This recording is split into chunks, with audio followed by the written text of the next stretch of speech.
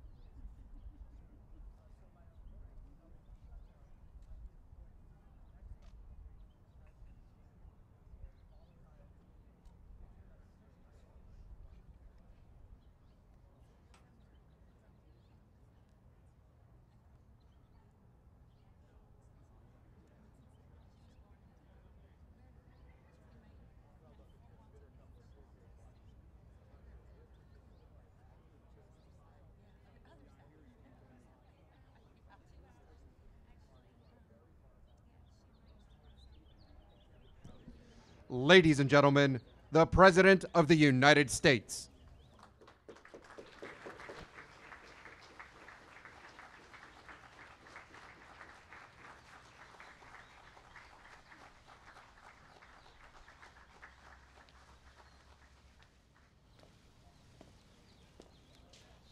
Thank you very much, everybody. Before we begin, I'd like to just say that we have a large team of very talented people in China. We've had a negotiation going on for about 2 days. It's going extremely well. Going on for about 2 days. Who knows what that means, because it only matters if we get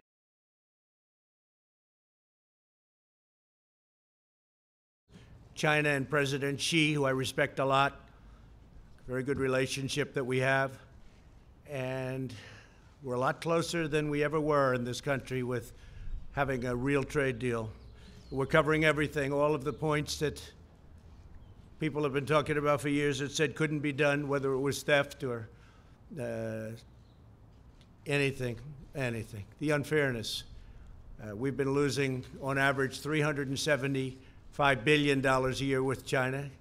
A lot of people think it's $506 billion. Some people think it's much more than that.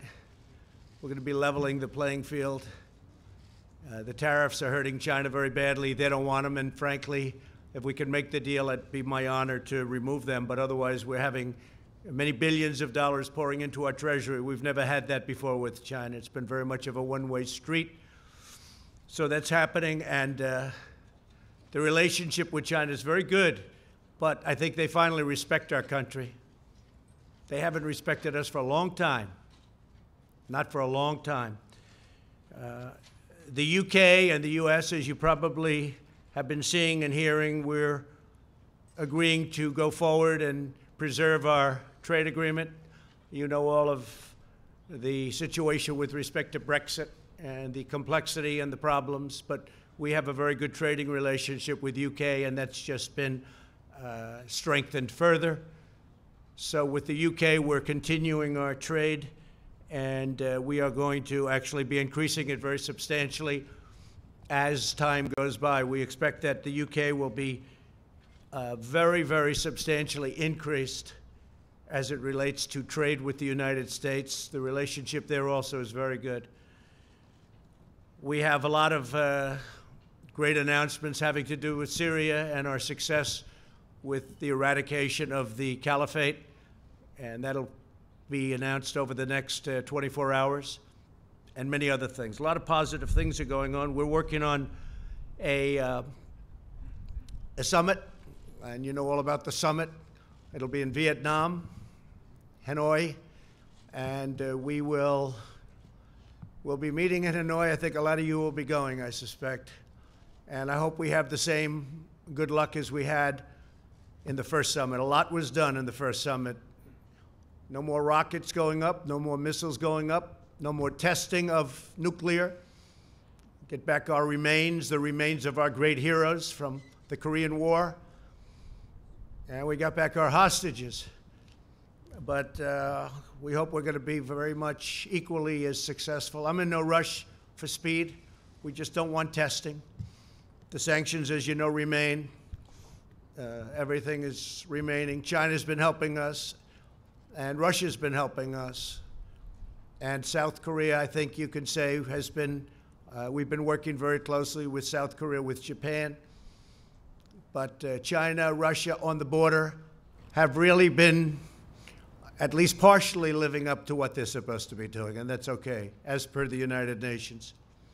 So we will have a meeting on the 27th and 28th of February. And I think that will be a very successful one. I look forward to seeing Chairman Kim. We have also established a very good relationship, which has never happened between him or his family and the United States. They have really taken advantage of the United States. Billions of dollars has been paid to them. And we won't let that happen, but we think that North Korea and Chairman Kim have a tremendous potential as an economic force, economic power. Their location between South Korea and then Russia and China right smack in the middle, is phenomenal. And we think they have a great chance for tremendous economic prosperity in the future. So I look forward to seeing Chairman Kim in Vietnam. Today I'm announcing several critical actions that my administration is taking to confront a problem that we have right here at home. We fight wars that are 6,000 miles away, wars that we should have never been in many cases, but we don't control our own border. So we're going to confront the national security crisis on our southern border, and we're going to do it one way or the other. We have to do it. Not because it was a campaign promise, which it is. It was one of many, by the way, not my only one. We're rebuilding the military. Our economy is thriving like never before. You look at other economies. They're doing terribly, and we're doing phenomenally. The market is up tremendously today. Not that that's anything, but, you know, because I'll go back in and they'll say, oh, the market just went down. But the market is getting close to the new highs that we created. We have all the records. We have every record, but we're getting close to that point again where we'll create new records. So our country is doing very well economically, and we've done a lot. But one of the things I said I have to do and I want to do is border security, because we have tremendous amounts of drugs flowing into our country, much of it coming from the southern border. When you look and when you listen to politicians, in particular certain Democrats, they say it all comes through the port of entry. It's wrong. It's wrong. It's just a lie. It's all a lie. They say walls don't work. Walls work 100%. Whether it's El Paso, I really was smiling because the other night I was in El Paso. We had a tremendous crowd, and And I asked the people, many of whom were from El Paso, but they came from all over Texas. And I asked them, I said, let me ask you, as a crowd, when the wall went up, was it better? You were there, some of you.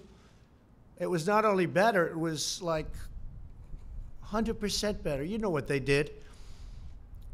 But that's only one example. There are so many examples. In El Paso, they have close to 2,000 murders right on the other side of the wall. And they had 23 murders. It's a lot of murders. But it's not close to 2,000 murders, right on the other side of the wall in Mexico. So everyone knows that walls work, and there are better examples than El Paso, frankly. You just take a look almost everywhere. Take a look at Israel. They're building another wall.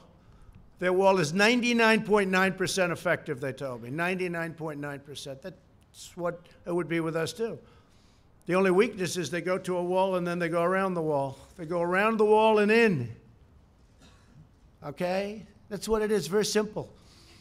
And a big majority of the big drugs, the big drug loads, don't go through ports of entry. They can't go through ports of entry. You can't take big loads because you have people. We have some very capable people, the Border Patrol, law enforcement, looking. You can't take human traffic, women and girls. You can't take them through ports of entry. You can't have them tied up in the back seat of a car or a truck or a van. They open the door. They look. They can't see three women with tape in their mouth or three women whose hands are tied. They go through areas where you have no wall. Everybody knows that. Nancy knows it. Chuck knows it. They all know it. It's all a big lie. It's a big con game. You don't have to be very smart to know. You put up a barrier, the people come in, and that's it. They can't do anything unless they walk left or right, and they find an area where there's no barrier, and they come into the United States. Welcome. We've detained more people. Our border agents are doing such incredible work. Our military has been incredible. We put up barbed wire on top of certain old walls that were there. We fixed the wall, and we loaded up with barbed wire. It's very successful. But our military has been fantastic, and I want to thank them. And it's very necessary. We've broken up 2 caravans that are on their way. They just are breaking. They're in the process of breaking up. We have another one that we haven't been able to break up yet. We've been actually working with Mexico much better than ever before. I want to thank the president. I want to thank Mexico. They have their own problems. They have the largest number of murders that they've ever had in their history. Almost 40,000 murders. 40,000. And they got to straighten that out, and I think they will. But I just want to thank the president because he's been helping us with these monstrous caravans that have been coming up. We had one that was up to over 15,000 people. It's largely broken up. Others have gotten through. And in Tijuana, you have a lot of people staying there. If we didn't have the wall up and if we didn't have the wall secured and strengthened, they would have walked right through. They'd be welcome to the United States. One of the things we'd save just a tremendous amount on would be sending the military. If we had a wall, we don't need the military because we'd have a wall. So I'm going to be signing a national emergency. And it's been signed many times before. It's been signed by other presidents. From 1977 or so, it gave the presidents the power. There's rarely been a problem. They sign it. Nobody cares. I guess they weren't very exciting. But nobody cares. They sign it for far less important things in some cases, in many cases. We're talking about an invasion of our country with drugs, with human traffickers, with all types of criminals and gangs. We have some of the greatest people I know. They've been with me from the beginning of my campaign, almost from the first week, the Angel Moms. Unfortunately, we have new Angel Moms. One incredible woman just showed me her daughter, who we're talking about, killed in the year of 18. I said, I haven't seen you before. She said, no, I'm new. I said, that's too bad. It's too bad. It's so sad. Stand up just for a second. Show how beautiful your girl was.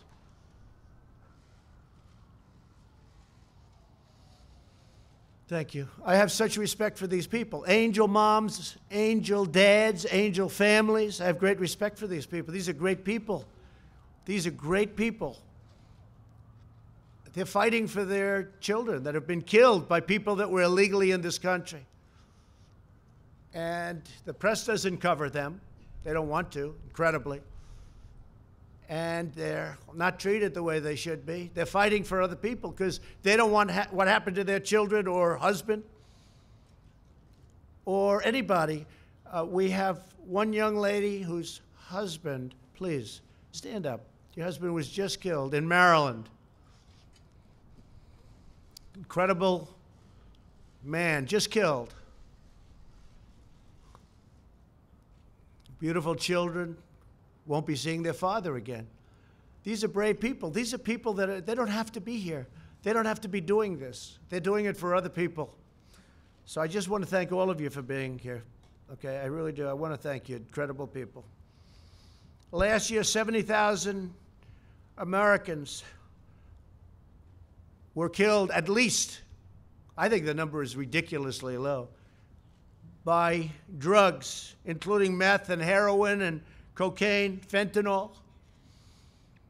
Now, one of the things that I did with President Xi in China when I met him in Argentina at a summit, before I even started talking about the trade, it was a trade meeting. It went very well, but before I talked about trade, I talked about something more important. I said, listen, we have tremendous amounts of fentanyl coming into our country, kills tens of thousands of people. I think far more than anybody registers. And I'd love you to declare it a lethal drug and put it on your criminal list. And their criminal list is much tougher than our criminal list. Their criminal list, a drug dealer gets a thing called the death penalty. Our criminal list, a drug dealer gets a thing called, how about a fine?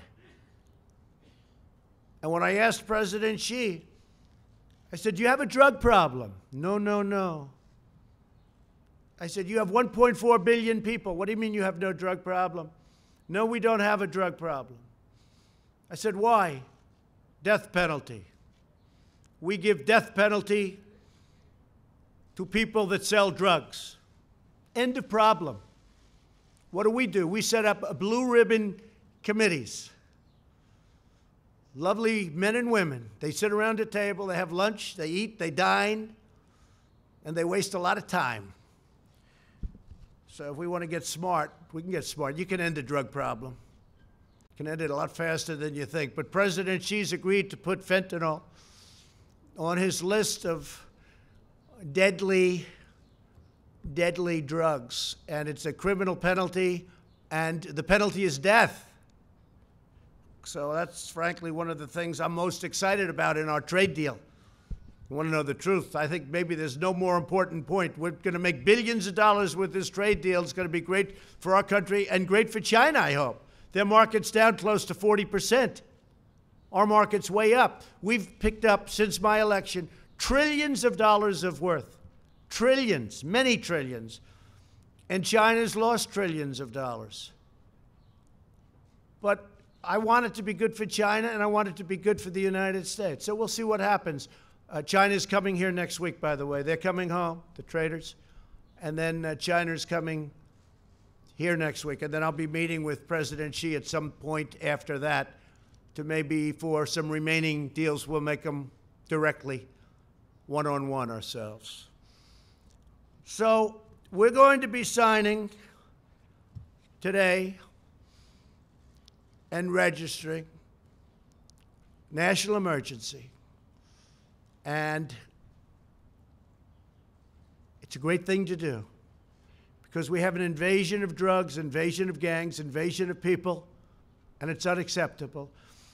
And by signing the national emergency, something signed many times by other presidents, many times, President Obama. In fact, we may be using one of the national emergencies that he signed having to do with cartels, criminal cartels. It's a very good emergency that he signed, and we're going to use parts of it in our dealings on cartels. So that would be a second national emergency, but in that case, it's already in place. And what we really want to do is simple. It's not like it's complicated. It's very simple. We want to stop drugs from coming into our country. We want to stop criminals and gangs from coming into our country. Nobody's done the job that we've ever done. I mean, nobody's done the job that we've done on the border. And in a way, what I did by creating such a great economy, and if the opposing party got in, this economy would be down the tubes. You know, I hear a lot of people say, oh, well, but maybe the previous administration. Let me tell you, the previous administration, it was heading south, and it was going fast. We would have been down the tubes. The regulations were strangling our country, unnecessary regulations. By creating such a strong economy, you just look at your televisions or see what's going on today, it's through the roof. What happens is more people want to come. So we have far more people trying to get into our country today than probably we've ever had before. And we've done an incredible job in stopping them, but it's a massive number of people. If we had the wall, it would be very easy. We would make up for the cost of the wall just in the cost of the fact that I would be able to have fewer people. We wouldn't need all of this incredible talent, some of whom are sitting in the first row. You wouldn't need all of this incredible talent. We would get thousands of law enforcement people, including Border Patrol. You put them in different areas. You have them doing different things. Law enforcement and Border Patrol. And I want to thank law enforcement, and I want to thank Border Patrol, and I want to thank ICE. ICE is abused by the press and by the Democrats. And by the way, we're going to be taking care of ICE. You know, we talk about the new bill. We're going to be taking care of ICE. They wanted to get rid of ICE. And the bill is just the opposite of that. A lot of good things happen. So that's the story. We want to have a safe country. I ran on a very simple slogan, make America great again. If you're going to have drugs pouring across the border, if you're going to have human traffickers pouring across the border in areas where we have no protection, in areas where we don't have a barrier, then very hard to make America great again. But we've done a fantastic job, but we haven't been given the equipment. We haven't been given the walls. And in the bill, by the way, they didn't even fight us on most of the stuff. Ports of entry, we have so much money, we don't know what to do with it. I don't know what to do with all the money they're giving us. It's crazy. The only place they don't want to give us much money, $1,375 million. Sounds like a lot, but it's not so much, although we're putting it to much better use than it used to be. A lot of the past administrations, it was easy to get, they didn't build, or they didn't do what they could have done. It would have been great. It would have been great to have done it earlier, but I was a little new to the job, a little new to the profession. And we had a little disappointment for the first year and a half. People that should have stepped up did not step up. They didn't step up, and they should have. It would have been easy. Not that easy, but it would have been a lot easier. But some people didn't step up. But we're stepping up now. So we have a chance of getting close to $8 billion. Whether it's $8 billion or $2 billion or $1.5 billion, it's going to build a lot of wall. We're getting it done. We're right now in construction with wall in some of the most important areas. And we have renovated a tremendous amount of wall, making it just as good as new. That's where a lot of the money has been spent on renovation. In fact, we were restricted to renovating, which is okay. But we're going to run out of areas that we can renovate pretty soon. And we need new wall. So I want to thank everybody for being here. I want to thank in particular the angel moms and dads for being here. Thank you very much. We have great respect for you. The real country, our real country, the people that really love our country, they love you. So I just want you to know that. I know how hard you fight, and I know how hard a fight you're having. I also want to thank all of the law enforcement for the job you do. Believe me, our country loves you, and they respect you greatly. And we're giving you a lot of surplus. We're giving you surplus military equipment, which a lot of people didn't like giving previous to this administration. But hundreds of millions of dollars of surplus equipment. And as we get it, as you know, we send it down, and you have much better protection. But I really appreciate you being here. So the order is signed, and I'll sign the final papers as soon as I get into the Oval Office, and we will have a national emergency, and we will then be sued, and they will sue us in the Ninth Circuit, even though it shouldn't be there, and we will possibly get a bad ruling, and then we'll get another bad ruling, and then we'll end up in the Supreme Court, and hopefully we'll get a fair shake, and we'll win in the Supreme Court, just like the ban. They sued us in the Ninth Circuit, and we lost, and then we lost in the appellate division, and then we went to the Supreme Court, and we won. And it was very interesting, because yesterday they were talking about the ban, because we have a ban. It's very helpful. Madam Secretary, is that right? Without the ban, we'd have a bigger problem. We have a ban on certain areas, certain countries, depending on what's going on in the world.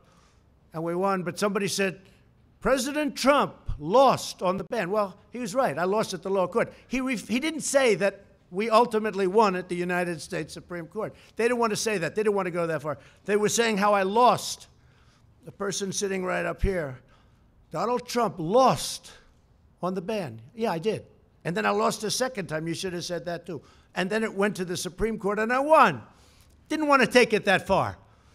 But we won on the ban, and we won on other things too.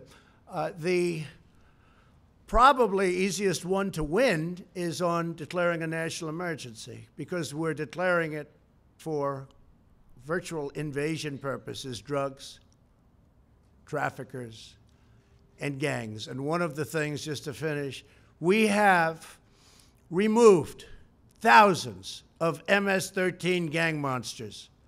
Thousands. They're out of this country. We take them out by the thousands, and they are monsters. Okay. Do you have any questions? Yeah. John, go ahead. You were prepared.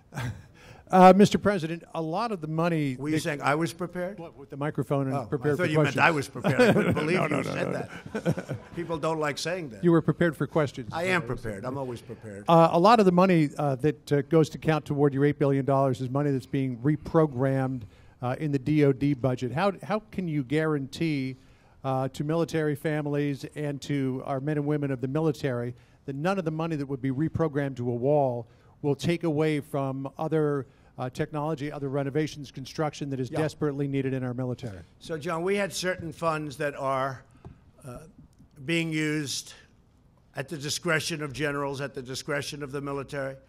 Some of them haven't been allocated yet, and some of the generals think that this is more important. I was speaking to a couple of them. They think this is far more important than what they were going to use it for. I said, what were you going to use it for? And I won't go into details, but didn't sound too important to me. Plus, if you think, I've gotten $700 billion for the military in year one, and then last year, $716 billion, and we're rebuilding our military. But we have a lot, and under the previous administration, our military was depleted, badly depleted, and they weren't spending.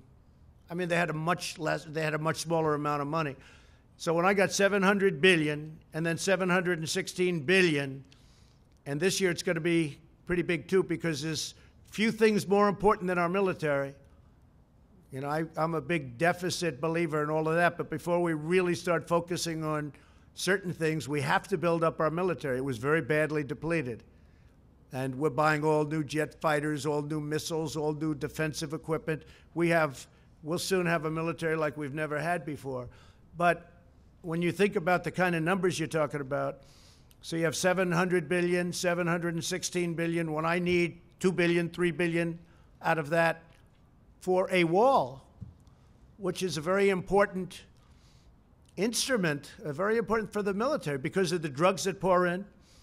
And as you know, we have specific rules and regulations where they have drugs and what you can do in order to stop drugs, and that's part of it too. We're taking a lot of money from that realm also. But when you have that kind of money going into the military, this is a very, very small amount that we're asking for. Now, go ahead. Go ahead. ABC, not NBC. I like ABC a little bit more, not much. Come on, ABC. Not much. Pretty close. Mr. President, what do you say to those, including some of your Republican allies, who say that you are violating the Constitution with this move and setting a bad precedent that will be abused by possibly Democratic presidents in the future? Marco Rubio has made this point. Well, not too many people, not too many people have said that. But the courts will determine that. Look, I expect to be sued. I shouldn't be sued. Very rarely do you get sued when you do national emergency. And then other people say, oh, if you use it for this, now what are we using it for? We've got to get rid of drugs and gangs and people. It's an invasion. We have an invasion of drugs and criminals coming into our country that we stop, but it's very hard to stop. With a wall, it would be very easy. So I think that we will be very successful in court. I think it's clear. And the people that say we create precedent, well, what do you have, 56 or a lot of times? Well, that's creating precedent. And many of those are far less important than having a border. You don't have a border, you don't have a country. You know, we fight, before I got here, we fight all over the world to create borders for countries. But we don't create a border for our own country. So I think what will happen is, sadly, we'll be sued, and sadly, it'll go through a process, and happily, we'll win, I think. Go ahead. Let's go. Let's hear it, NBC. Come Thank you, Mr. President. I just want to say, when in the past, when President Obama tried to use executive action as it related to immigration, you said the whole concept of executive order, it's not the way the country's supposed to be run. You said you're supposed to go through Congress and make a deal. Will you concede that you were unable to make the deal that you had promised in the past, and that the deal you're ending up with now from Congress is less than what you could have had before a 35-day shutdown? I went through Congress. I made a deal. I got almost $1.4 billion when I wasn't supposed to get $1. Not $1. He's not going to get $1. Well, I got $1.4 billion, but I'm not happy with it. I also got billions and billions of dollars for other things. Port of entries, lots of different things. The purchase of drug equipment, more than we were even requesting. In fact, the primary fight was on the wall. Everything else, we have so much, as I said, I don't know what to do with it. We have so much money. But on the wall, they skimped. So I was successful in that sense, but I want to do it faster. I could do the wall over a longer period of time. I didn't need to do this, but I'd rather do it much faster. And I don't have to do it for the election. I've already done a lot of wall for the election, 2020. And the only reason we're up here talking about this is because of the election. Because they want to try and win an election, which it looks like they're not going to be able to do. And this is one of the ways they think they can possibly win, is by obstruction and a lot of other nonsense. And I think that I just want to get it done faster. That's all. Okay. Yes, ma'am. Go ahead. Thank you, Mr. President. Thank Roberta you. Rampton from Reuters. I wanted to ask about China. Do you feel that enough progress has been made in the talks to head off the increase in tariffs scheduled for March 1? Well, you know, you're talking to the wrong person, because I happen to like tariffs, okay? I mean, we're taking in billions and billions of dollars in tariffs from China. And our steel industry now, as an example, we dumped steel. Much of it comes from China at 25%. Our steel industry is so vibrant now again. They're building plants all over the United States. It's a beautiful thing. And from a defensive standpoint, and from any standpoint, you need steel. You know, you can do without certain industries. Our country cannot do without steel. So I love tariffs, but I also love them to negotiate. And right now, China is paying us billions of dollars a year in tariffs. And I haven't even started. Now, here's the thing. If we make a deal, they won't have to pay. You know, it'll be a whole different story. They won't be paying that, but we'll have a fair deal. There won't be intellectual property theft. There won't be so many other things that have gone on, and no other president has done this. No other president. We didn't have a deal with China. You had the WTO, one of the worst trade deals ever made, probably even worse than NAFTA, if that's believable, which is, you know, hard to believe, because I think NAFTA was just a disaster. It was a total disaster for our country. And now we made the USMCA, which is going to be a great deal. And by the way, the USMCA from Mexico, that's United States, Mexico, Canada, that's where the money's coming from, not directly but indirectly, for the wall. And nobody wants to talk about that, because we're saving billions and billions of dollars a year if Congress approves that deal. Now, they might not want to approve a deal just because they'll say, one of the things I'm thinking of doing, this has never been done before. No matter how good a deal I make with China, if they sell me Beijing for $1, if they give me 50% of their land and every ship that they've built over the last 2 years, which is a lot, and they give them to me free, the Democrats will say, what a lousy deal. That's a terrible deal. Like ZTE, I got more than $1 billion penalty in a short period of time, and the Democrats said, oh, should have gotten more. When I made that deal, I said, this is incredible. I got over $1 billion penalty, plus they had to change their board of directors. They had to change their top management. But they had to pay over $1 billion. I said, what a deal. It took like a week. And the Democrats didn't even know there was a problem with ZTE. I'm the one that fined them. I'm the one that settled it. Over $1 billion. And President Xi called me, and he said it would be important to him if they could get a deal. And we made a deal, paid like in a short period of time. The Democrats went out and said, oh, they should have done better. So what I'm thinking of doing is getting Chuck Schumer, getting Nancy Pelosi, having them bring 2 or 3 of their brilliant representatives, and we'll all go down together, and what we'll do is we'll negotiate. I'll put them in the room and let them speak up. Because any deal I make with China, if it's it's going to be better than any deal that anybody ever dreamt possible. Or I'm not going to have a deal. It's very simple. But any deal I make with China, Schumer's going to stand up and say, oh, it should have been better. It should have been better. And you know what? That's not acceptable to me. So I'm thinking about doing something very different. I don't think it's ever been. I just don't want to be second guessed. But that's not even second guess. That's called politics. Sadly, I'd probably do the same thing to them. Okay? But any deal I make, toward the end, I'm going to bring Schumer, at least offer him, and Pelosi. I'm going to say, please join me on the deal. And by the way, I just see our new Attorney General is sitting in the front row. Please stand up, Bill. Such an easy job he's got. He's got the easiest job in government. Thank you, and congratulations. That was a great vote yesterday. Thank you very much. Yes, go ahead. Go ahead.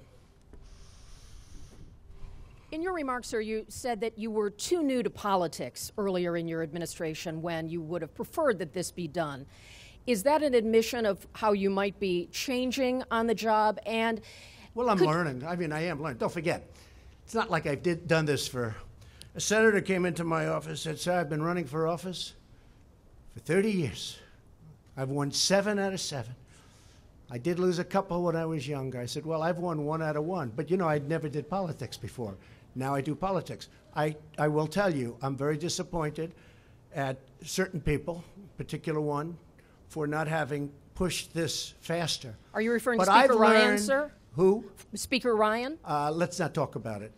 Okay. What difference does it make? But they should have pushed it faster. They should have pushed it harder. And they didn't. They didn't.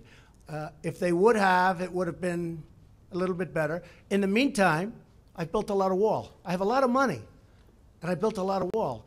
But it would have been nice to have gotten done. And I would like to see major immigration reform.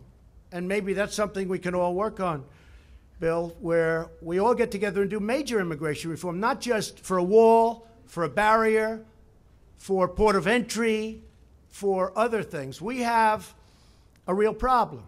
We have catch and release. You catch a criminal, and you have to release him. We have so many other things. You have chain migration, where a bad person comes in, brings 22 or 23 or 35 of his family members because he has his mother, his grandmother, his sister, his cousin, his uncle. They're all in. You know what happened on the West Side Highway. That young wise guy drove over and killed 8 people and horribly injured. Nobody talks about that. Horribly, like loss of legs and arms. Going 60 miles an hour, he made a right turn into a park on the West Side Highway along the Hudson River in New York. He had many people brought in because he was in the United States. It's called chain migration. And then you have the lottery. It's a horror show. Because when countries put people into the lottery, they're not putting you in. They're putting some very bad people in the lottery. It's common sense. If I ran a country, and if I have a lottery system of people going to the United States, I'm not going to put in my stars. I'm going to put in people I don't want. The lottery system's a disaster. I'm stuck with it. Mr. President, could you tell us... It should have never happened. Okay. Mr. President, could you tell us to what degree some of the outside conservative voices helped to shape your views on this national emergency? I would talk about it. Look, Sean Hannity has been a terrific, terrific supporter of what I do, not of me. If I changed my views, he wouldn't be with me. Rush Limbaugh, I think he's a great guy. He's a guy who can speak for 3 hours without a phone call. Try doing that sometime. For 3 hours he speaks. He's got one of the biggest audiences in the history of the world. I mean, this guy is unbelievable. Try speaking for 3 hours without taking calls. Taking calls is easy. Okay, I'll answer this one, I'll answer that one. He goes for 3 hours, and he's got an audience that's fantastic. Wait. Should they be deciding policy, sir? They don't decide policy. In fact, if I went opposite, I mean, they have somebody, Ann Coulter. I don't know her. I hardly know her. I haven't spoken to her in way over a year. But the press loves saying Ann Coulter. Probably if I did speak to her, she'd be very nice. I just don't have the time to speak to her. I would speak to her. I have nothing against her. In fact, I like her for one reason. When they asked her, like right at the beginning, who's going to win the election? She said, Donald Trump. And the 2 people that asked her that question smiled. They said, you're kidding, aren't you? Nope, Donald Trump. So I like her. But she's off the reservation, but anybody that knows her understands that. But I haven't spoken to her. I don't follow her. I don't talk to her. But the press loves to bring up the name Ann Coulter. And you know what? I think she's fine. I think she's good, but I just don't speak to her. Laura's been great, Laura Ingraham. Tucker Carlson's been great. I actually have a couple of people on CNN that have been very good. I have some on MSNBC the other day. They did a great report of me. I say, where the hell did that come from? I think it was the only one in over a year. So the crazy thing is, I just had, as you know, Rasmussen 52% in the polls. It's my highest poll number. And people get what we're doing. They get it. They really get it. And I'm honored by it. Yes, Jim Acosta. Thank you, Mr. President. I wonder if you could comment on this disconnect that we seem to have in this country, where you are presenting information about what's happening at the border, calling it an invasion, talking about women with duct tape over their mouths and so on, and yet there's a lot of reporting out there, there's a lot of crime data out there, there's a lot of Department of Homeland Security data out there that shows border crossings at a near record low. That shows us, but it's still, undocumented immigrants committing crime at lower levels. That shows undocumented criminals or undocumented immigrants committing crime at lower levels than native-born Americans. What do you say to you don't really believe that stat? Do you really believe that what do you stat? well, Take a look at our federal prisons. I believe in facts and statistics and any data. more quick? Let's go. Let me just ask you this. What do you say to your critics who say that you are creating a national emergency, that you're concocting a national emergency here in order to get your wall because you couldn't get it through other ways? Moms, what do you think? Do you think I'm creating something? Ask these incredible women who lost their daughters and their sons. Okay? Because your question is a very political question, because you have an agenda. You're CNN. You're fake news. You have an agenda. The numbers that you gave are wrong. Take a look at our federal prison population. See how many of them, percentage-wise, are illegal aliens. Just see. Go ahead and see. It's a fake question. Yes, go ahead. Can I ask a follow-up? Thank you, Mr. President. Just to follow up on that, unifying crime reporting statistics, numbers from your own Border Patrol, numbers from this government show that the amount of illegal immigrants are down. There is not violence on the border. And that there's most not violence on the there's border? not as much violence Oh, really? as let me, You had wait a minute, 26 people Let me finish the killed. question, please. Let me finish the question. 2 weeks please. ago, 26 people were killed in a gunfight on the border. I understand what you're a saying. mile away from where I went. I was there. I understand. That's not the question. The question is, Do we forget about that? no, I'm not forgetting about it. I'm asking you to clarify where you get your numbers, because most of the DEA crime reporting statistics that we see show that drugs are coming across at the ports of entry, that illegal immigration is down, and the violence is down. Okay. So what do you base your facts let me, on? come on, let's go. And secondly, no, you get one. You get one. well, the Ready? second Just question sit down. is- Wait, sit down. Sit down. Could you please sit answer it? down. You get one question. I get please. my numbers from a lot of sources, like Homeland Security, primarily, and the numbers that I have from Homeland Security are a disaster. And you know what else is a disaster? The numbers that come out of Homeland Security, Kirsten, for the cost that we spend and the money that we lose because of illegal immigration.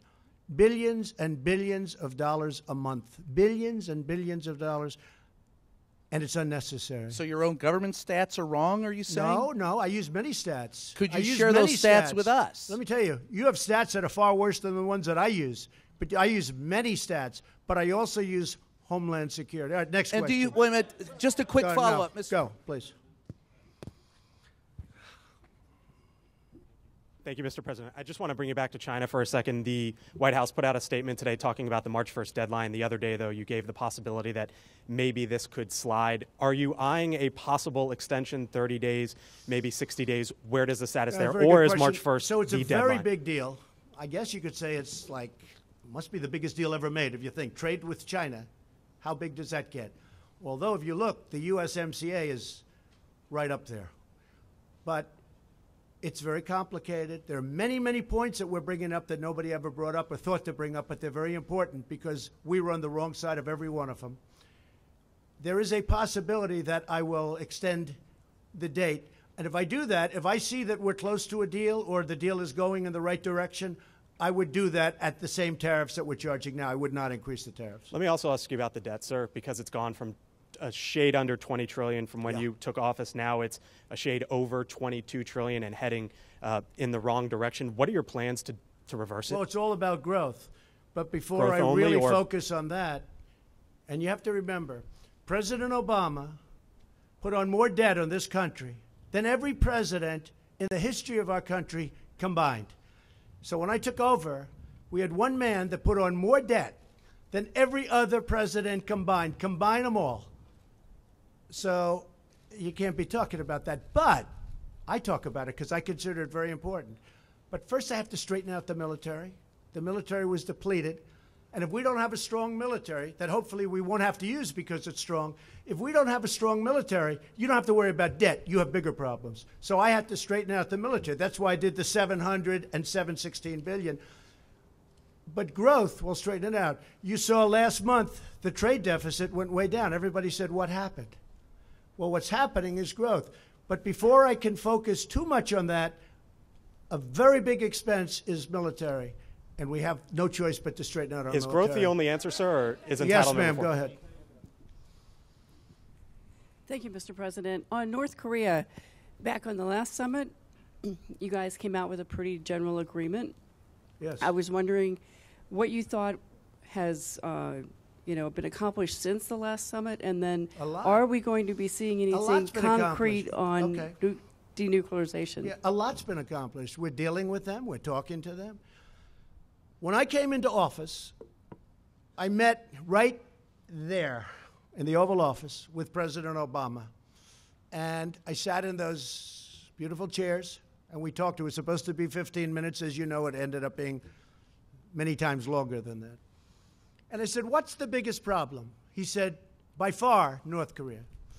And I don't want to speak for him, but I believe he would have gone to war with North Korea. I think he was ready to go to war. In fact, he told me he was so close to starting a big war with North Korea. Now, where are we now? No missiles, no rockets, no nuclear testing. We've learned a lot. But much more importantly than all of it, much more important than that, is we have a great relationship. I have a very good relationship with Kim Jong-un. And I've done a job. In fact, I think I can say this. Prime Minister Abe of Japan gave me the most beautiful copy of a letter that he sent to the people who give out a thing called the Nobel Prize. He said, I have nominated you, or respectfully on behalf of Japan, I am asking them to give you the Nobel Peace Prize. I said, thank you. Many other people feel that way too. I'll probably never get it, but that's okay. They gave it to Obama. He didn't even know what he got it for. He was there for about 15 seconds and he got the Nobel Prize. He said, oh, what did I get it for? With me, I probably will never get it. But if you look at Idlib province in Syria, I stopped the slaughter of perhaps 3 million people. Nobody talk about that. They don't talk about that. Russia and Iran and Syria were going to go in and perhaps destroy 3 million people in order to get 45,000 terrorists. And I heard about it from a woman who had her parents and her brothers living there, and she said, please, please. And I said, no, it can't happen. What are you talking about? No, they're going to get, and I come home and I read a certain paper where the story was there that they were actually forming to go into, to really do big destruction. And I put out a statement that you better not do it. And in all fairness to Russia and Iran and Syria, they didn't attack, or they're doing it surgically at least. Saved a lot of people. We do a lot of good work. This administration does a tremendous job, and we don't get credit for it. But I think the people understand what we do.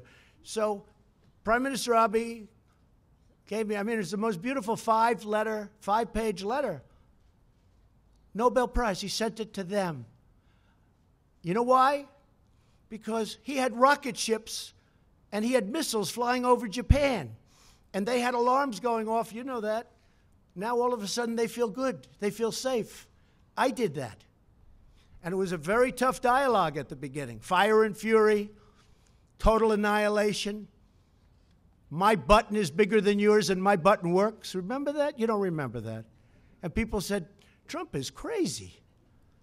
And you know what it ended up being? A very good relationship. I like him a lot and he likes me a lot. Nobody else would have done that. The Obama administration couldn't have done it. Number one, they probably wouldn't have done it. And number two, they didn't have the capability to do it. So I just want to thank everybody. I want to wish our new Attorney General great luck and speed and enjoy your life. Bill, good luck. A tremendous reputation. I know you'll do a great job. Thank you very much. And thank you, everybody. Thank you very much. Thank you.